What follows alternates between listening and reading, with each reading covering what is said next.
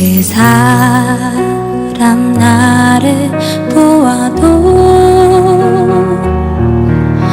나는 그 사람을 몰라요. 두근거리는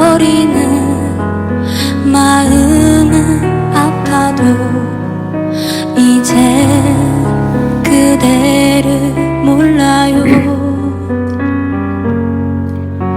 여러분 안녕하십니까? 여러분들은 김동인의 그 유명한 소설 발가락이 닮았다를 모두 잘 아시죠? 소설의 주인공은 젊었을 때 장가는 들지 않고 그냥 막벌이로 살아가면서 일단 손에 돈만 조금 생겼다 하면 바로 사창가로 들락거리고, 그래서 이 친구의 그 시기에는 고름이 멈출 새가 없습니다. 임질에 걸리고 매독에도 걸려서 이미 생식 기능도 없는데 어느 날 갑자기 불쑥 결혼하게 됩니다. 그리고 아내는 임신하게 되는데 이 남편이 생식 기능이 없으니 임신한 아이야 100% 남의 아이 아니겠습니까? 그런데도 함부로 아내한테 태클을 못 겁니다. 그리고는 빤히 자기 자식이 없는 이 아이를 안고 와서는 이 소설의 화자인 나한테 처음엔 이 아들이 한 번도 본 적이 없는 할아버지를 닮았다면서 어떻게든 자기의 핏줄이라고 우기더니 나중에는 그래도 자식과는 전혀 닮은 것이 없는 것은 아니라면서 이제 양말을 벗고는 발가락을 보여줍니다. 아이가 자기랑 발가락이 닮았다는 것입니다. 이 소설을 읽다 보니 그 주인공의 멍청하고도 어리석은 모습, 그런데 거기서 우리는 비록 눈곱만큼이나 작디 작은 것이지만 그래도 정말 작은 인간의 흔적 같은 것을 발견할 수 있게 됩니다. 제가 오늘 논평의 제목은 발가락이 닮은 이준석과 그 발가락을 핥고 있는 홍준표, 윤석열이라고 달았습니다.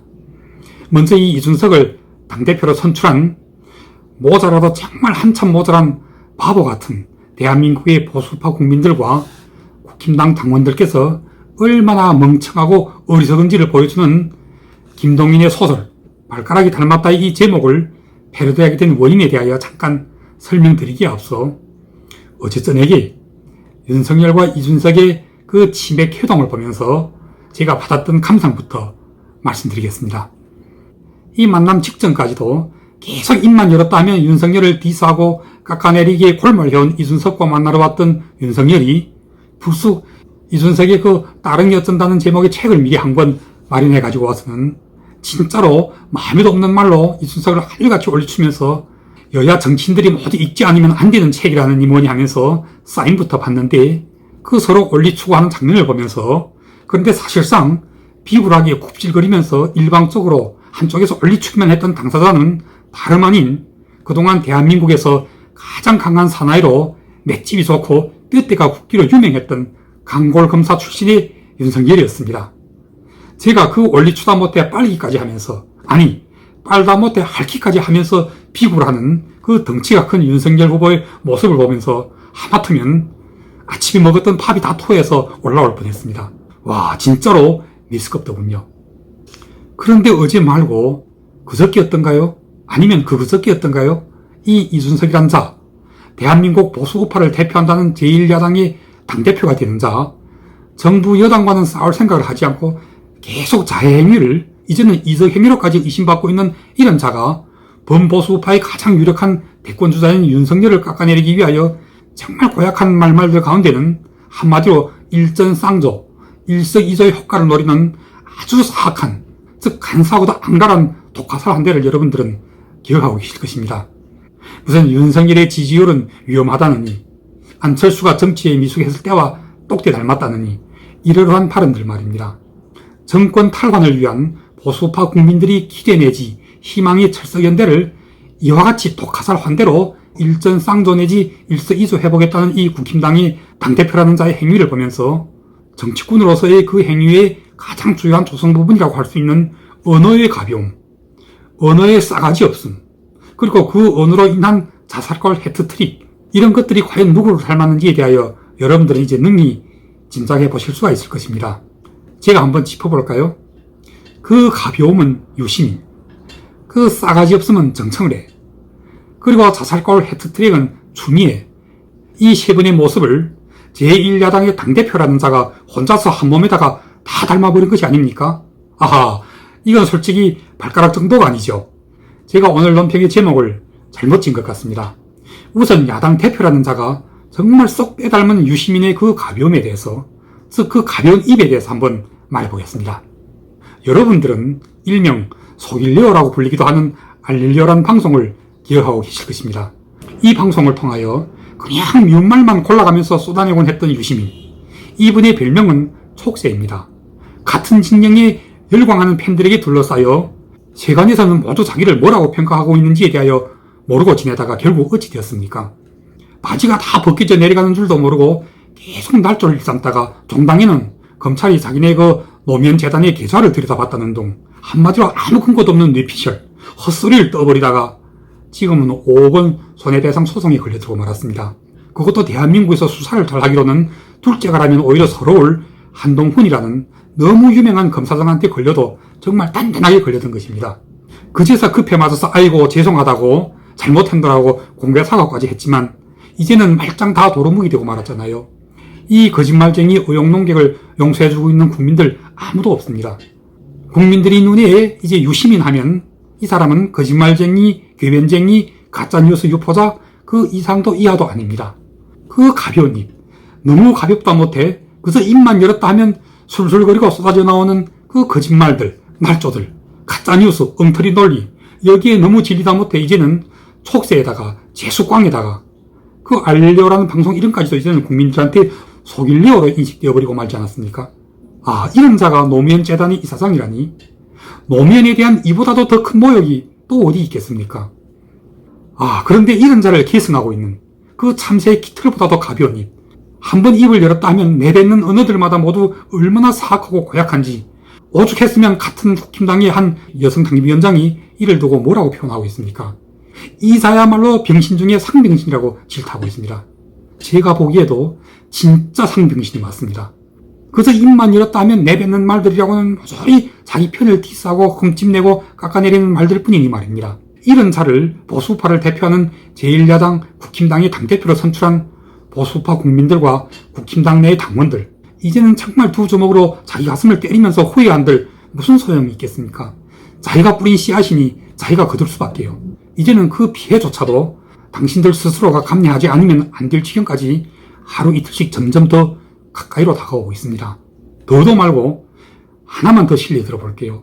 대법원의 확정 판결로 드루킹 댓글 조작의 배후에 김경수가 막후 조종자로 있었고 2017년 대선 당시 더불어민주당의 후보였던 오늘의 문재인 대통령 부인 김정숙 여사가 두 팔을 휘둘러가면서 경인선으로 가자고 했던 그 호소하는 장면들을 역사는 이미 영상으로 보존하고 있습니다. 드루킹의 댓글 조작을 문재인 후보 본인도 100% 알고 있었으리라는 이와 같은 빼도 박도 못할 증거들 앞에서 정말 누구보다도 가장 앞장에서 대여투쟁을 호소하고 나서야 하는 대한민국 제1야당의 대표라는 자가 MBC 라디오 김종배의 시사집중에 출연해서는 어떤 발언을 하고 있습니까? 이 사건이 당시 문재인 후보와는 아무 상관도 없다는 겁니다. 드루킹 댓글 조작의 가장 큰 피해자인 국민의당 안철수 대표와 범보수 야권의 유력한 주자 윤석열 이 두 분이 드루킹 댓글 조작 사건의 몸통 수사로 호소하고 나서는 때에 제1야당의 당대표라는 자가 나서서 정부 여당을 비호하고 나아가 문재인을 비호하고 나선 것입니다. 자, 여러분, 그래 이것이 자해행위입니까? 아니면 이적행위입니까? 이런 이적행위를 하고 있는 자가 지금 바로 제1야당 국힘당의 당대표라는 사실을 어떻게 받아들여야 합니까?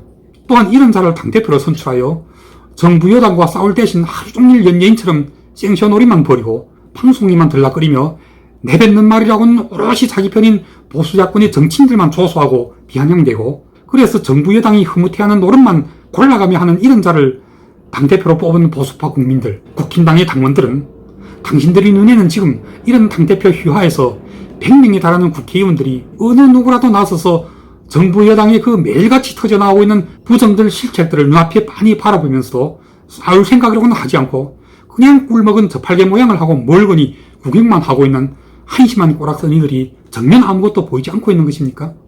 싸우지 않는 야당, 싸우지 않는 야당의 국회의원들, 그런데 세금은 꼬박꼬박 잘도 받아서 잡수고 계시잖아요. 사고로부터 싸우지 않는 야당, 싸우지 않는 야당 국회의원, 이런 걸 가리켜 직무유기라고 하잖아요. 그런데 싸우지도 않으면서 국민이 주는 밥은 잘도 받아먹고 계시잖아요. 먹기만 하고 일하지 않는 자, 이런 자를 향간에서는 보통 밥벌레 또는 식충이라고 표현하죠. 사자성어로는 주낭반대, 교낭반달, 술을 담는 부대와 밥을 담는 주머니라는 뜻입니다. 술과 음식은 축내면서도 일은 하지 않는 사람을 두고 하는 말이죠. 지금 국힘당은 바로 주낭반대 야당입니다. 즉 술과 밥만 축내는 식충이 밥벌레들의 정당이요, 이런 정당의 당대표라는 자가 매일같이 하는 일이라고는 생쇼놀이에 자해행위에 이제는 나아가 이적행위까지 하고 있는데도 꿀먹은 저팔계 모양을 하고 멀거니 눈만 뜨고 그냥 산송장처럼 좀비 모양을 하고 있는, 좀비라는 것이 무엇입니까? 좀비를 어떻게 정의하고 있는지 알고 계시죠? 좀비란 자기 영혼이 없는 자들입니다. 영혼을 남에게 주술당하고 그 자신은 그냥 시체가 되어 움직이는 자들입니다. 아무도 나서서 싸우지 않는 야당, 당장 대선을 눈앞에 두고도 영혼을 모조리 남한테 주술당하고 있듯이 치열함이라고는 꿀만치도 찾아볼 수 없는 취생몽사하는 야당, 이런 야당이 정말 어쩌다가 아차해서 정권을 쟁취한다 한들 어떻게 나라를 잘 운영할 수가 있겠습니까? 꿈 깨십시오. 지금 상태의 이 모양 이꼴로는 100% 정권을 쟁취하지 못합니다. 당신들이 매일같이 자해행위를 넘어 이제는 이적행위로까지 수위를 높여가고 있는, 정말 미쳐도 한참 미친 당대표라는 자의 이런 망발을 제어하지 못하고 있는 사이에 임기말을 앞두고 있는 문재인 대통령의 지지율이 어느덧 40%대로 돌입하고 있습니다. 아무리 임기말이라도 대통령의 지지율이 높든 작든 그것은 직접적으로 여권 후보의 지지율과 연동한다는 간단한 도리점은 모두 다 알고 계시겠지요? 이미 여권 쪽 후보들의 지지율 합계가 야권 쪽 후보들의 지지율 합계를 넘어서고 있습니다.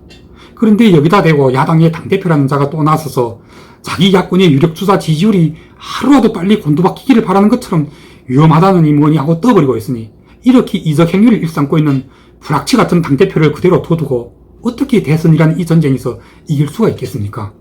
보수파 국민들, 국힘당 당원들, 그리고 이 국힘당의 100명 국회의원들에게 묻습니다. 당신들의 당대표가 보여주고 있는 자해행위 내지 이적행위가 정면 보이지 않고 있습니까? 보이지 않아서 가만히 지켜만 보고 있는 것입니까? 아니면 보이는데도 괜히 나섰다가 혼자만 미움 살까봐 서로 관망만 하고 계시는 것입니까? 제가 말하는 내내 계속 어제의 그 윤석열과 이준석의 그 치맥회동하는 모습이 머릿속에 떠오르면서 그 비굴하는 윤석열 후보의 아양을 떨어대는 목소리가 귀에 들려와서 자꾸 미스겁군요.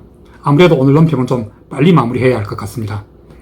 보수파 국민들, 국힘당의 당원들과 국회의원들, 하루라도 한시라도 빨리 이적행위를 하고 있는 불악취 당대표를 탄핵하십시오.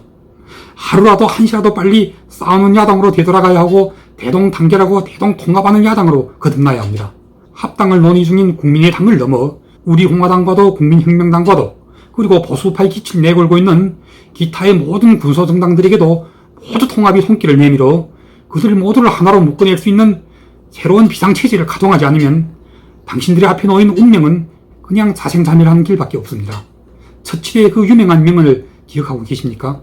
소소한 전투에서 이런저런 생쇼놀이 말장난을 가지고 한두 번 이기는 것은 전쟁에서 아무런 의미도 없습니다. 전쟁에서 지면 모든 것이 끝입니다. 한마디만 더 하겠습니다. 살찐 돼지가 잡히고 나면 그 돼지의 몸속에서 서로 따뜻하고도 살찐 지역을 차지하기 위하여 다투던 이들 또한 모두 함께 튀겨지게 될 판인데, 당대표라는 자가 야당의 상대인 정부 여당과 싸울 생각은 하지 않고 오롯이 자기 편만 헐뜯는 일로 세월을 보내고 있으니, 이런 준항반대, 술 담는 주머니와 밥 담는 보자기와 같은 이런 야당에게 무슨 희망이라고 있겠습니까? 이런 야당도 야당이랍시고 이 야당의 불악취 당대표 밑으로 이미 기어들어간 홍준표 후보, 최재형 후보, 그리고 또 곧 기어들어가기 위하여 한창 그 발가락을 핥고 있는 윤석열 후보, 아스라 다 걷어치십시오. 아니 어떻게 그 주제를 해가지고 감히 대통령이 되어보겠다고 나서십니까? 그런데 그렇다고 보수파 국민들은 또 너무 실망 내지 절망까지 갈 필요는 없습니다. 자해행위를 넘어 이적행위를 하고 있는 당대표를 잘못 뽑은 당신들의 큰 실수 내지 죄의 대가는 틀림없이 당신들로 하여금 가장 암흑한 어둠 속에서 헤매게 만들 것입니다. 그런데 그렇더라도 실망 내지 낭망은 거두십시오. 가장 어두울 때가 새벽이 가까워오고 있는 때라는 말도 있잖아요. 새벽이 오면 바로 어제까지 당신들의 눈을 가리고 머리를 혼탁하게 만들었던 안개는 곧 그치게 될 것입니다. 좀비들은, 두억신이들은 안개가 그치고 나면 바로 그 실체가 드러나게 되어 있습니다. 아주 빠른 시간 내에 보수파 국민들은 이제 진정 믿고 따를 수 있는 가짜 강골이 아닌 진짜 강골, 가짜 상남자가 아닌 진짜 남자 중에 상남자, 비굴하지 않고 아부하지 않으며 누구를 헐뜯지 않으며 오로지 헐뜯겨 오기만 했던, 그러면서도 쓰러지지 않고 더 커만가고 있는 위대한 진짜 영웅과 만나게 될 날이 곧 오고 있습니다. 진실은 침몰하지 않는다는 말은 바로 이럴 때 하는 것입니다. 순금은 불을 겁내지 않는다는 말도 또한 바로 이럴 때 하는 것입니다. 딱 한마디만 더 중간 부언하겠습니다. 발가락을 닮은 이준석과 그 발가락을 핥고 있는 홍준표 후보, 최재형 후보, 역시 뒤따라 들어가서 그 발가락을 핥을 준비를 다그치고 있는 윤석열 후보, 대통령 꿈은 집어치시고 먼저 사나이부터 뒤십시오. 이런 꼬락서니를 해가지고 당신들은 100% 이재명, 이낙연을 못 이길 것입니다. 그런데 만약 정말 혹시라도 또 그 윤석열의 뒤를 이어 만약 안철수 대표까지도 또 이준석의 발가락을 핥으러 국힘당으로 들어간다면 정말 진심으로 공고하건대 이런 인물들이 다스리게 될 나라는 가망이 없는 나라가 될 것입니다. 몸에 칼슘이 모자라 뼈마디들이 물렁거려 꿋꿋하게 바로 서지도 못하는 정말 추잡한 나라로 전락하게 될 것입니다. 그렇게 된다면 차라리 오늘의 집권 여당인 더불어민주당이 계속 정권을 재창출하여 죽창가를 부르는 편이 훨씬 더 나을지도 모릅니다. 오늘 방송 여기까지 하겠습니다. 감사합니다. 그렇게 보고 싶던